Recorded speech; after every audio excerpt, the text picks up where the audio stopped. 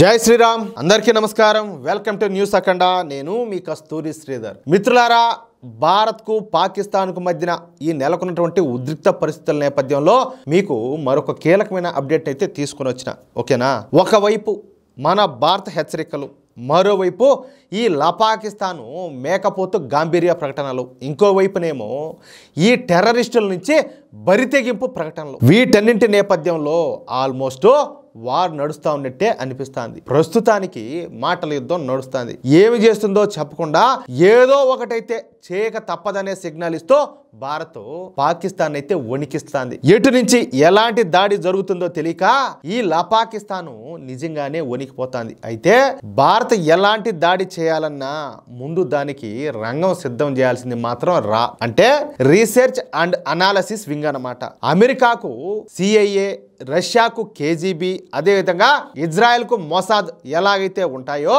అలాగే మన భారతదేశానికి అలా ఉంటుందన్నమాట most powerful department of Bharat మనల్ని ఎవరైనా టచ్ చేయకముందే ఆ అవతలవాడు విసిరినటువంటి ఆ పంజా తాలూకు గాలి పీల్చేది ముందు మన అధికారులే ఎక్కడ చీమ చిట్టుకోమన్నా సరే ముందు వాళ్ళ చెవుల్లోనే పడుతుంది అలాంటిది మొన్న ఈ ఉగ్రదాడిని పసిగట్టలేకపోవడం ఒక విధంగా వైఫల్యమే అని చెప్పుకోవాలి కానీ ఇక్కడ మరొక విషయం ఉండాలి చాలా రోజుల నుంచి చెప్తానే ఉన్నారు పాకిస్తాన్ ఏదో బరిదిగింపు చర్యలకు పాల్పడేదానికి సిద్ధపడుతుంది ఇలా డ్రోన్ల ద్వారా ఇట్లా బ్లాస్టింగ్లు చేయడానికి కానీ ఏదో ఒక విధంగా ఈ ట్రైన్ల మీద కావచ్చు ఇలా దాడులు చేయాలని చెప్పేసి వాళ్ళు ఏదో ప్లానింగ్స్ లో ఉన్నారు ప్రతి ఒక్కరు కూడా అలర్ట్ గా ఉండాలని చెప్పేసి వాళ్ళు ఒక వైపుని చెప్తానే ఉన్నారు కానీ మొన్న ఎక్కడైతే దాడి జరిగిందో ఆ ప్రాంతాన్ని యాక్చువల్గా అయితే దాన్ని మూసేస్తున్నారు కానీ కనీసం మన భద్రతా దళాలకు చెప్పకుండా ఏ మాత్రం ఇన్ఫర్మేషన్ కూడా ఇవ్వకుండా దాన్ని ఓపెన్ చేసి పెట్టారు చెప్పాలంటే ఉగ్రవాదులకు అవకాశం కల్పించడం కోసమే దాన్ని ఓపెన్ చేశారా అన్న అనుమానాలు కూడా ఉన్నాయి ఓకేనా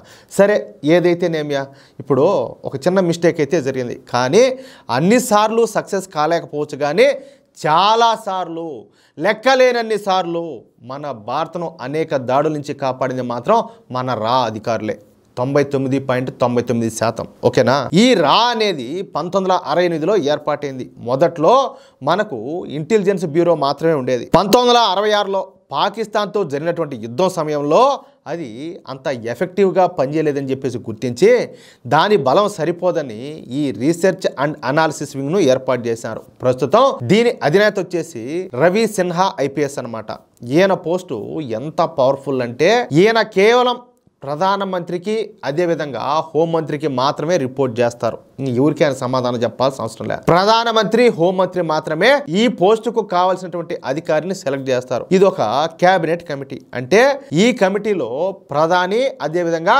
హోంశాఖ మంత్రి మాత్రమే ఉంటారు వీళ్ళే సెలెక్ట్ చేస్తారనమాట చీఫ్ ఈ క్యాబినెట్ కమిటీ సెక్రటరీగా వ్యవహరిస్తూ ఉంటారు ఈయన కింద additional secretary special secretary joint సెక్రటరీలు ఇతర స్టాఫ్ అంతా టీం అంతా కూడా ఉంటారు ఈ పని ఏమిటంటే దేశంలో జరుగుతున్నవి దేశం బయట మన భారత్పై జరుగుతున్నటువంటి కుట్రలు టెర్రరిజం యాక్టివిటీసు ఇతర దేశాల కదలికలు అన్నిటిని గమనిస్తూ ఉంటారన్నమాట ఎప్పుడు మనకు ప్రమాదం ఏ రూపంలో వస్తుందో కనిపెట్టి వెంటనే ఈ కౌంటర్ స్ట్రాటజీని రూపొందిస్తారు వీళ్ళ నివేదికలను బట్టే మన దేశ రక్షణ వ్యూహాలు అయితే రూపొందించబడతాయి దీనిలో 4 టీమ్స్ ఉంటాయి వీరిలో ఫస్ట్ టీం చూసేది వచ్చేసి పాకిస్తాన్ని రెండోది చూసేది వచ్చేసి చైనాని మూడోది వచ్చేసి ఆఫ్రికా లాంటి దేశాలను చూస్తూ ఉంటుంది నాలుగవది మిగతా దేశాలను అంటే మన శత్రు దేశాలపై నిఘానే మనకు ప్రధానం అన్నమాట ఈ కింద స్పెషల్ ఆపరేషన్స్ వింగ్ అని చెప్పేసి ఉంటుంది ఈ వింగు విదేశాల్లో మనకు వ్యతిరేకంగా కుట్రలు చేస్తున్నటువంటి ఈ టెర్రరిస్ట్ గ్రూపులను అంతం చేయడం మనకు ప్రమాదకరంగా తయారవుతారని చెప్పేసి అనుమానం ఉన్నటువంటి గ్రూపులను కూడా లేపేయడమే వీళ్ళ ఆపరేషన్స్ యొక్క ప్రధాన లక్ష్యం ఇప్పటి వరకు పాకిస్తాన్తో జరిగినటువంటి యుద్ధాల్లో కానీ కార్గిల్ యుద్ధంలో కానీ ఈ పోషించినటువంటి పాత్ర చాలా కీలకమైంది అందుకే పాకిస్తాన్ గూఢాచార సంస్థ ఐఎస్ఐ కానీ టెర్రరిస్టు గ్రూపులు కానీ ఈ అధికారులు టీం పైనే ఫోకస్ పెడతా ఉంటారు అర్థమవుతుందా ఇక్కడ మరొక విషయం ఏంటంటే ఈ రాలో పనిచేసే ప్రతి ఒక్కరు కూడా ప్రాణాలకు తెగించి మరీ పనిచేయాల్సిందే. ఎప్పుడు ఎటు నుంచి దాడి చేస్తారో తెలియదు. ఎంతో మంది స్పెషల్ ఆపరేషన్స్ పైన అండర్ కవర్ ఏజెంట్లుగా విదేశాలకు వెళ్ళి చనిపోయినారు. చాలా మంది వివరాలు కూడా బయటికి రావు. ఎందుకంటే వాళ్ళు దేశం కోసం ప్రాణాలు ఇచ్చినా వాళ్ళను గుర్తించరు. ఎందుకంటే విదేశాల్లో అనుమతి లేకుండా చేసే ఆపరేషన్లకు నిబంధనలు ఒప్పుకోవన్నమాట. అందుకే సీక్రెట్గా చేస్తారు.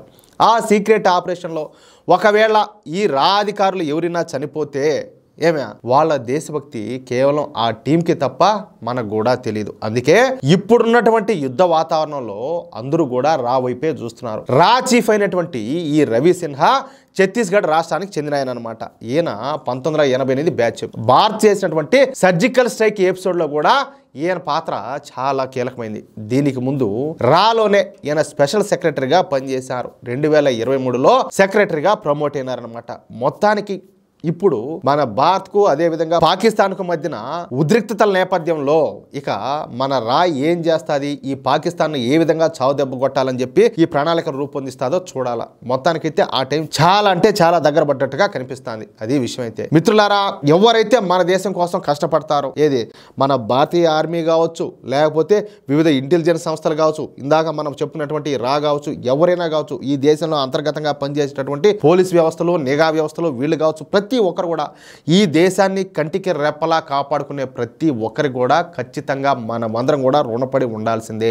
ఈ రోజు మన బ్రతుకు మన స్వేచ్ఛగా బ్రతుకుతున్నామంటే ఒకటి కారణం ఎవరయ్యా అంటే ఆ రోజు బ్రిటిష్ వాళ్ళని తరిమేసి మనకు స్వాతంత్రం ఇప్పించినటువంటి మహావీరులది, స్వాతంత్ర సమరయోధులది. ఇప్పుడు రెండవది వచ్చేసి వాళ్ళ ప్రాణాలను అడ్డుగా పెట్టి మన ప్రాణాలను కాపాడుతున్నారు చూడు భద్రతా బలగాలు, వాళ్ళందరిది. అలాగే మన భారత ప్రభుత్వానికి కూడా అది విషయం. కాబట్టి మనం అందరం కూడా వాళ్ళు ఖచ్చితంగా రుణపడే ఉంటాం, కృతజ్ఞతగా ఉండాలి కూడా. ఏమంటారా మిత్రులారా?